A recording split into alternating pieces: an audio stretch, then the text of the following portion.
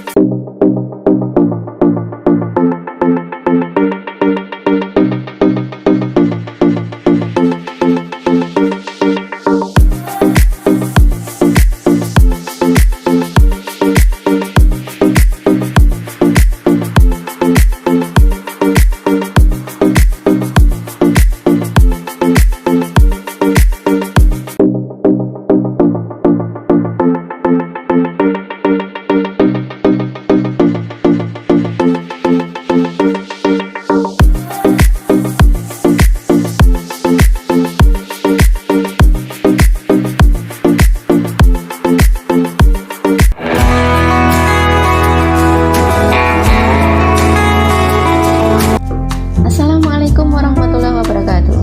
Salam bahagia. Alhamdulillahirrabbilalamin. Segala puji dan syukur kita panjatkan kehadirat Allah SWT pada saat ini atas rahmat, hidayah, dan keberkahannya. Saya sampai saat ini masih bisa mengikuti pembelajaran di dalam pendidikan guru penggerak. Kali ini saya akan menyampaikan refleksi saya dalam melaksanakan aksi nyata di paket modul 3. Aksi nyata 3.1, pengambilan keputusan sebagai pemimpin pembelajaran. Aksi nyata ini adalah mengambil keputusan dalam mensikapi kesalahpahaman penggunaan dana PIP yang terjadi beberapa periode terakhir di sekolah saya. Dalam merencanakan aksi nyata untuk modul 3.1 ini, saya sempat gamang karena sekolah saya adalah sekolah yang di pinggiran, yang hampir tidak pernah ada kasus besar, apalagi kasus yang mengandung dilema etika. Ketika saya mendapatkan ide satu kasus yang sempat meresahkan saya, yaitu kesalahpahaman orang tua, wali murid dalam menggunakan dana BIP. Saya pun sempat merasa tidak percaya diri untuk mengungkap kasus yang ada di sekolah saya ini. Ini lebih karena saya merasa kurang mampu untuk memprakarsai pengambilan keputusan atas kasus yang ada. Menurut saya, kasus ini cukup sensitif karena berhubungan dengan finansial dan kebutuhan primer orang tua. Tetapi setelah saya beranikan diri untuk melangkah, berdiskusi dengan rekan guru, kemudian berdiskusi dengan kepala sekolah, saya jadi berani dan percaya diri untuk melaksanakan aksi nyata ini. Apalagi setelah saya menganalisa kasus dengan melakukan analisa menggunakan pendekatan 4 macam paradigma, 3 macam prinsip landasan berpikir, dan 9 langkah pengujian dan pengambilan keputusan. Kemudian saya mendapatkan arahan dan penguatan dari kepala sekolah dan pembimbing saya, pengajar praktik. Saya jadi semakin percaya diri bahwa kasus ini memang harus diungkap dan dicarikan solusinya. Walaupun kasus ini sederhana tetapi cukup urgen karena menyangkut kepentingan anak, murid saya. Dalam pelaksanaan aksi nyata yang saya lakukan, saya merasa senang karena ternyata wali murid sangat membuka diri dalam forum diskusi. Bahkan mereka berharap ada forum diskusi seperti ini lagi untuk menyampaikan hal-hal yang berkaitan dengan kepentingan anak, program sekolah, demi kemajuan pendidikan di sekolah ini. Penguatan dari tokoh masyarakat juga membuat saya semakin bersemangat untuk mengkomunikasikan permasalahan-permasalahan yang ada di sekolah bersama wali murid dan masyarakat sekitar, agar antara sekolah, wali murid, dan masyarakat akan terjalin komunikasi positif, saling percaya, dan kerjasama yang solid. Ini merupakan atmosfer yang sangat baik untuk prakarsa-prakarsa perubahan, keputusan-keputusan strategis yang akan saya lakukan di waktu-waktu selanjutnya. Saya tidak perlu lagi merasa canggung, takut, khawatir, atau ragu-ragu untuk membangun kerjasama positif bersama masyarakat sekitar sekolah. Aksi nyata Modul 3.2, Pemimpin dalam pengelolaan sumber daya. Aksi nyata dalam Modul 3.2 tentang pemberdayaan sumber daya sekolah ini, saya mempunyai cukup banyak ide dan gagasan. Saya sempat bingung untuk memilih mana program sekolah yang bisa berdampak besar bagi murid saya dengan memberdayakan kekuatan dan aset yang mendukung program tersebut. Akhirnya saya memutuskan untuk mengangkat pemanfaatan perpustakaan kelas.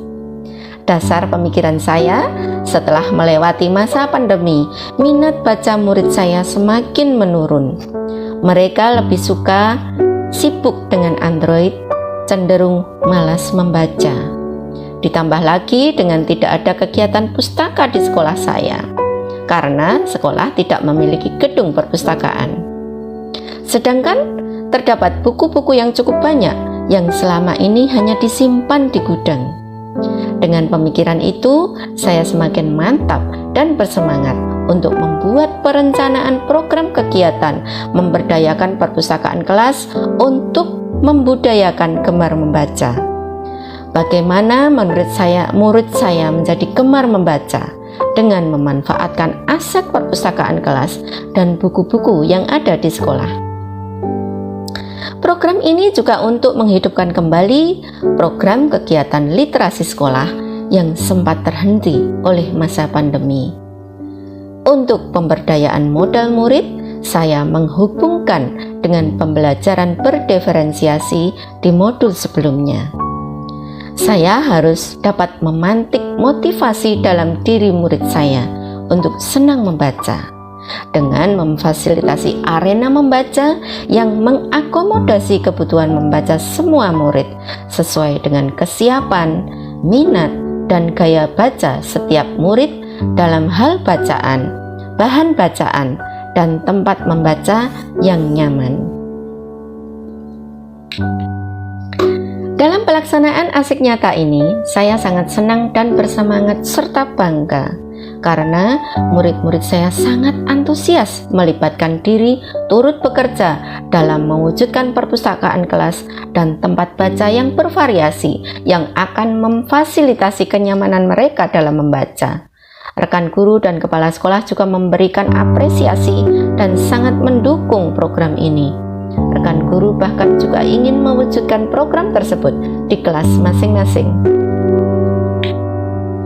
Masih ada beberapa bagian yang belum bisa terrealisasi dalam aksi nyata tersebut karena keterbatasan waktu, di mana murid saya akan segera melaksanakan ujian sekolah. Di samping itu, bagian tersebut membutuhkan pembiayaan yang belum bisa dialokasikan oleh sekolah. Namun, perpustakaan kelas di kelas saya sudah dapat berfungsi dengan baik, menarik, dan murid sangat senang dan bangga memiliki perpustakaan tersebut yang dilengkapi dengan tempat baca yang dapat dipilihnya sesuai gaya baca masing-masing. Sambil berjalannya waktu, perpustakaan kelas akan terus saya tingkatkan jumlah bukunya, jenis bacaannya, dan tempat membaca yang lebih nyaman lagi, seperti taman bacaan yang saya rencanakan akan saya buat di bagian belakang kelas saya. Perpustakaan kelas 6 juga dapat digunakan oleh murid di kelas lain di sekolah saya. Aksi nyata modul 3.3 program sekolah yang berdampak pada murid. Pada aksi nyata di modul ini, saya merencanakan program yang dapat saya laksanakan di waktu jeda setelah murid melaksanakan ujian sekolah. Aksi nyata ini menyasar pada program sekolah yang berdampak pada murid.